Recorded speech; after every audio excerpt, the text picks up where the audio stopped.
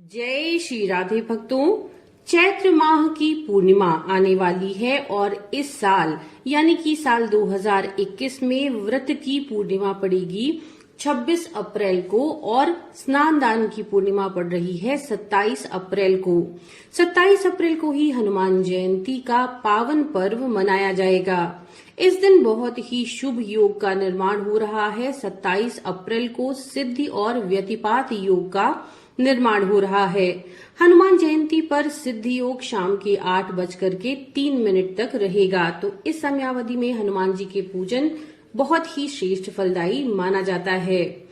भक्तों, पूर्णिमा तिथि प्रारंभ हो रही है 26 अप्रैल को दोपहर के 12:44 से और पूर्णिमा तिथि का समापन 27 अप्रैल 2021 को रात के 9:01 पर होगा। आज हम आपके लिए यहाँ पर लेकर आए हैं चैत्र पूर्णिमा व्रत कथा। तो चलिए शुरू करते हैं।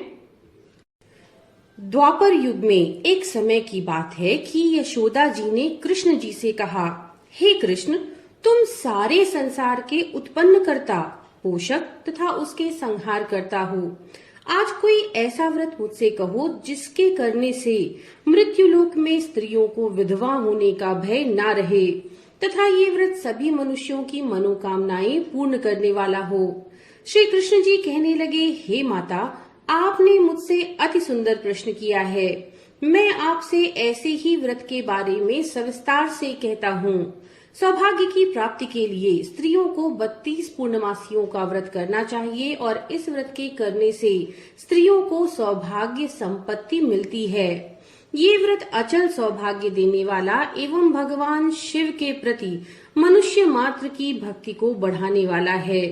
यशोदा जी कहने लगी, हे कृष्ण, सर्वप्रथम इस व्रत को मृत्युलोक में किसने किया, इसके विषय में विस्तार पूर्वक मुझसे कहो।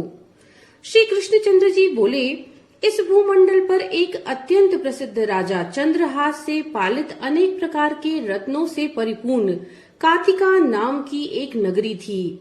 वहां पर धनेश्वर नाम का एक ब्राह्मण था और उसकी पत्नी अति सुशीला रूपवती थी। दोनों ही उस नगर में बड़े प्रेम से रहते थे। घर में धन धान्य आदि किसी भी चीज की कोई कमी नहीं थी। उनको बस एक ही दुख था कि उनके कोई संतान नहीं थी। इस दुख से वे अत्यंत दुखी रहते थे। एक समय एक बड़ा तपस्वी योगी उसी नगरी में आया। वे योगी उस ब्राह्मण के घर को छोड़कर बाकी सभी घरों से भिक्षा लाकर भोजन किया करते थे। रूपवती से वे भिक्षा नहीं लेते थे। उस योगी ने एक दिन रूपवती से भिक्षा न लेकर किसी अन्य घर से भिक्षा लेकर गंगा जी के किनारे जाकर के भोजन करने लगे। वे भिक्षान्न को प्रेम पूर्वक खा रहे थे। धनेश्वर ने योगी का ये सब कार्य देखा। उसके पश्चात अपने भिक्षा के अनादर से दुखी होकर के धनेश्वर योगी से बोला, हे महात्मन, आप तो सभी घरों से भिक्षा लेते हैं, लेकिन मेरे घर से आप कभी भी भिक्षा नहीं लेते, इसका कारण क्या है?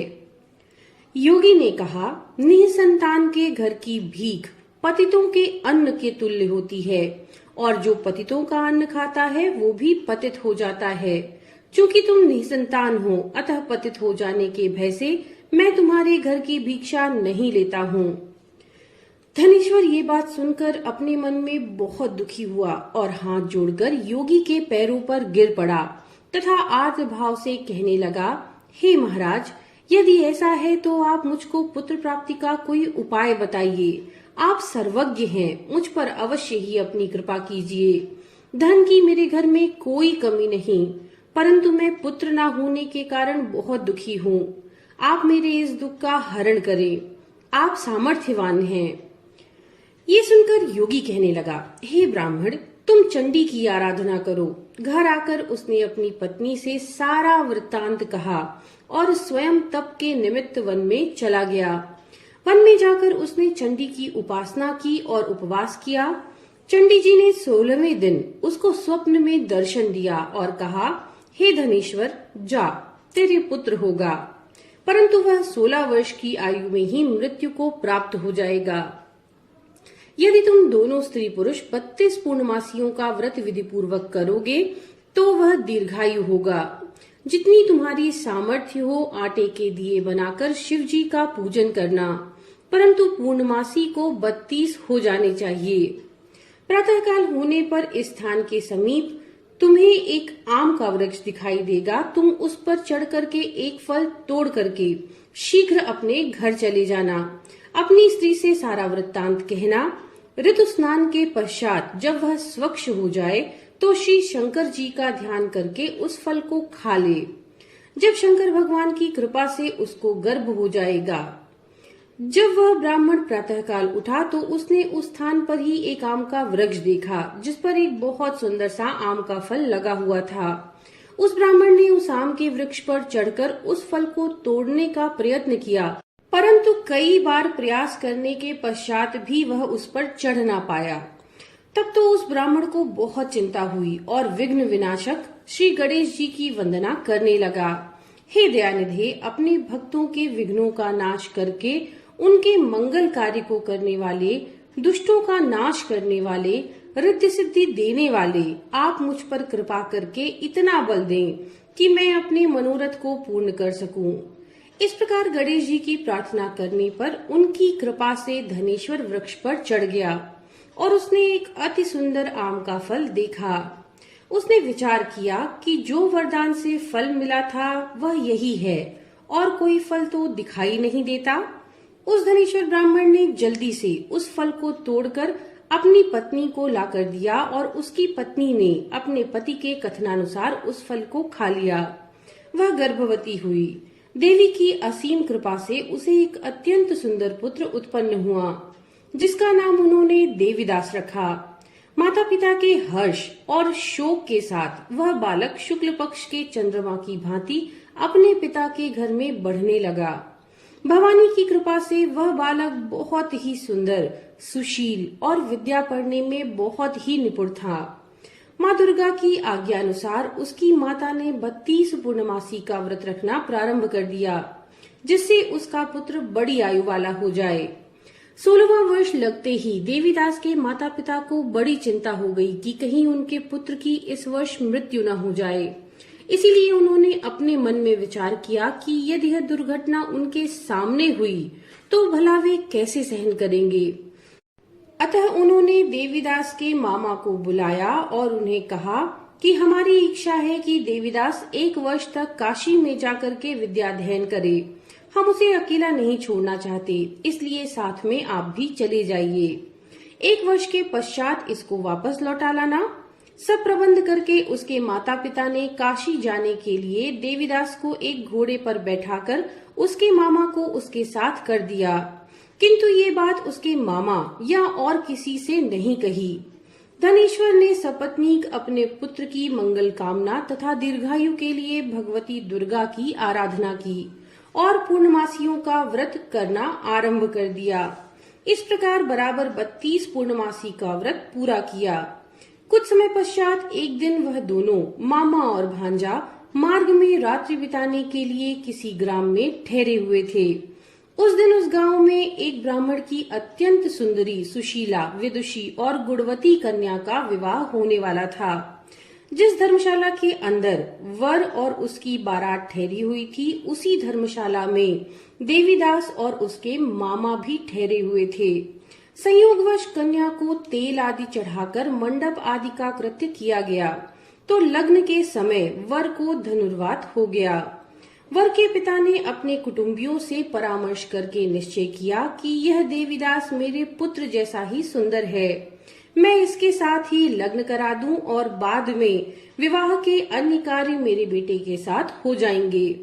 ऐसा सोचकर देवीदास के मामा से जाकर बोला कि तुम थोड़ी देर के लिए अपने भांजे को हमें दे दो, जिससे विवाह का लग्न का सब कृत्य सुचारू रूप से हो सके। उस समय उसका मामा कहने लगा कि जो कुछ भी मधुपर्क आदि कन्यादान के समय वर को मिले वह आप हमें दे दीजिए, तभी मेरा भांजा इस बारात का दूल्हा बनकर जाएगा। ये बात वर के पिता ने स्वीकार कर ली और उन्होंने अपना भांजा वर बनने के लिए भेज दिया। उसके साथ विवाह आदि सभी कार्य रात्रि में विधि पूर्वक संपन्न हो गए। पत्नी के साथ भोजन न कर सका और अपने मन में सोचने लगा कि न जाने किसकी स्त्री होगी। वह एकांत में इसी सोच में गर्म निश्वास छोड़ने लगा और उसकी आंखों में आंसू भी आ गए। तब वधु ने पूछा, क्या बात है, आप इतने उदासीन और दुखी क्यों हो रहे हैं? तब उसने सब बातें जो वर के पिता और उसके मामा के बीच हुई थी उसको बतला दी। तब कन्या कहने लगी कि यह ब्रह्म विवाह के विपरीत कैसे हो सकता है। देव, ब्राह्मण और अग्नि के सामने मैंने आपको ही अपना पति माना है, इसीलिए आप ही मेरे पति हैं। मैं आपकी ही पत्नी रहूंगी, किसी अन्य की कदापि नहीं। तब देवीदास ने कहा, ऐसा मत करिए, क्योंकि मेरी आयु बहुत थोड़ी है। मेरे पश्चात आपकी क्या गति होगी, इन बातों को अच्छी तरह से विचार लो। परंतु वह दृढ़ विचार वाली थी। बोली, जो आपकी गति होगी वही मेरी गति होगी। हे स्वामी, आप उठिए और भोजन करिए, आप निश्चय ही भूखे होंगे। इसके बाद देवीदास और उसकी पत्नी दोनों ने भोजन किया तथा शेष रात्रि वे सोते रहे। प्रातःकाल देवीदास ने अपनी पत्नी को 3 नगों से जड़ी हुई एक अंगूठी दी, एक रुमाल दिया और बोला, हे प्रिय, इसे लो और संकेत समझकर स्थिर चित्त हो जाओ। मेरा मरण और जीवन जानने के लिए एक पुष्प वाटिका बना लो, उसमें सुगंधि वाली एक नव मल्लिका लगा दो, उसको प्रतिदिन जल से सींचा करो और आनंद के साथ रहो। जिस समय और जिस दिन मेरा प्राणांत होगा ये फूल सूख जाएंगे और जब ये फिर हरे हो जाएं तो जान लेना कि मैं जीवित हूँ। ये बात निश्चय करके समझ लेना, इसमें कोई संशय नहीं है। ये समझाकर वह चला गया। प्रातःकाल होते ही वहां पर गाजे बाजे बजने लगे और जिस समय विवाह का कार्य समाप्त करने के लिए वर तथा सब बाराती मंडप में आए तो कन्या ने वर को भली प्रकार से देखकर अपने पिता से कहा कि ये मेरा पति नहीं है। मेरा पति वही है जिसके साथ रात्रि में मेरा पाणी ग्रहण हुआ, इसके साथ मेरा विवाह नहीं हुआ। यदि यह वही है तो बताए कि मैंने इसको क्या दिए। मधुपर्क और कन्यादान के समय जो मैंने आभूषणादि दिए थे उन्हें दिखाए तथा रात में मैंने क्या गुप्त बातें कही थी वह सब सुनाए। पिता ने उसके कथनानुसार वर को बुलाया। कन्या की ये सब बातें सुनकर वह कहने लगा कि मैं कुछ नहीं जानता। इसके पश्चात लज्जित होकर वह अपना सा मुंह लेकर चला गया और सारी बारात भी अपमानित होकर वहां से लौट गई। भगवान श्री कृष्ण बोले, हे माता, इस प्रकार देवीदास काशी विद्याध्ययन के लिए चला गया। जब कुछ समय बीत गया तो काल से प्रेरित होकर एक सर्प रात्रि के समय उसको डसने के लिए वहां पर आया। उस विषधर के प्रभाव से उसके शयन का स्थान चारों ओर से विष की ज्वाला से विषैला हो गया, परंतु व्रतराज के प्रभाव से उसको काटने न पाया, क्योंकि पहले ही उसकी माता ने 32 पूर्णिमा का व्रत कर लिया था। इसके बाद मध्याह्न के समय स्वयं काल वहां आया और उसके शरीर से उसके प्राणों को निकालने का प्रयत्न करने लगा, जिससे वह मूर्छित होकर पृथ्वी पर गिर पड़ा। भगवान की कृपा से उसी समय पार्वती जी के साथ श्री शंकर जी वहां पर आए। उसको मूर्छित दशा में देखकर पार्वती जी ने भगवान शंकर जी से प्रार्थना की कि हे महाराज, इस बालक की माता ने पहले ही 32 पूर्णिमा का व्रत किया था, जिसके प्रभाव से आप इसको प्राणदान दें। भवानी जी के कहने पर भक्त वत्सल भगवान श्री शिव जी ने उसको प्राणदान दे दिया। इस व्रत के प्रभाव से काल को भी पीछे हटना पड़ा और देवीदास स्वस्थ होकर बैठ गया। उधर उसकी पत्नी उसके काल की प्रतीक्षा किया करती थी। जब उसने देखा कि उस पुष्प वाटिका में पत्र पुष्प कुछ भी नहीं रहे तो उसको अत्यंत आश्चर्य हुआ, और जब वह वैसे ही हरी भरी हो गई तो वह जान गई कि वे जीवित हैं। ये देखकर वो बहुत प्रसन्न मन से अपने पिता से कहने लगी कि पिताजी, मेरे पति जीवित हैं, आप उनको ढूंढिए। जब 16वां वर्ष व्यतीत हो गया तो देवीदास भी अपने मामा के साथ काशी से चल दिए। इधर उसे ससुर उसको ढूंढने के लिए अपने घर से जाने वाले ही थे कि वे दोनों मामा भांजा वहां पर आ गए। उसको आया देखकर उसका ससुर बहुत प्रसन्नता के साथ उन्हें अपने घर में ले आया। उस समय नगर के निवासी भी वहां पर इकट्ठे हो गए और सबने निश्चय किया कि अवश्य ही इसी बालक के साथ इस कन्या का विवाह हुआ था। उस बालक को जब कन्या ने देखा तो पहचान लिया और कहा कि ये तो वही है जो संकेत करके गए थे।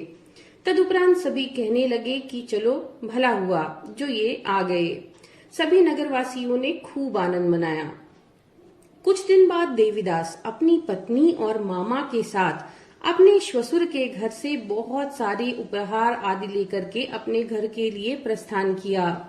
जब वे अपने गांव के निकट आ गए तो कई लोगों ने उसको देखकर उसके माता पिता को पहले से ही जाकर खबर दी कि तुम्हारा पुत्र देवीदास अपनी पत्नी और मामा के साथ आ रहा है।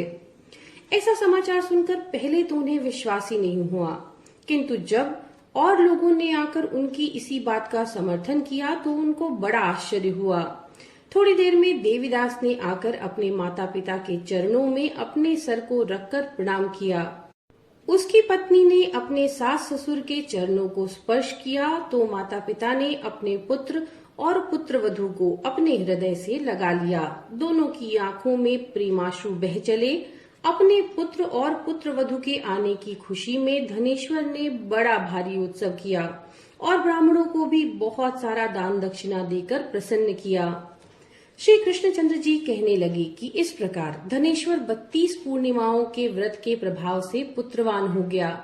जो भी स्त्रियां इस व्रत को करती हैं, वे जन्म जन्मांतर में वैधव्य का दुख नहीं भोगती और सदैव सौभाग्यवती रहती हैं। यह मेरा वचन है और इसमें कोई संदेह नहीं मानना। ये व्रत पुत्र पौत्रों को देने वाला तथा संपूर्ण मनोकामनाओं को पूर्ण करने वाला होता है। इस व्रत को करने से व्रती की सभी इच्छाएं भगवान शिव की कृपा से पूर्ण हो जाती हैं।